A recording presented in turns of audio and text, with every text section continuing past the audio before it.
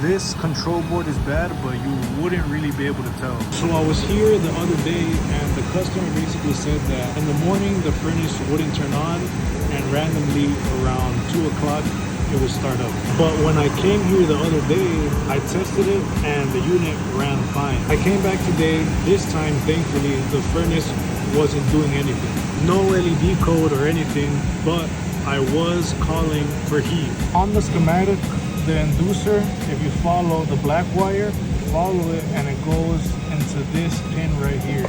And if you trace this wire on the actual furnace, it ends up going to this pin right here. The inducer gets the power from this pin on the board. I double checked my voltage.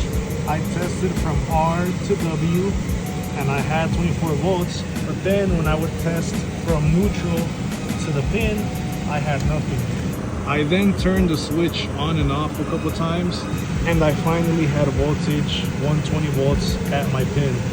While I had my lead in there, the voltage randomly just dropped. So that let me know pretty clearly that the board was doing what it wanted to and not what we were telling it to do. So when stuff like this happens, take the fuse. It might come in handy and you might need it one day, so stuff it in your bag.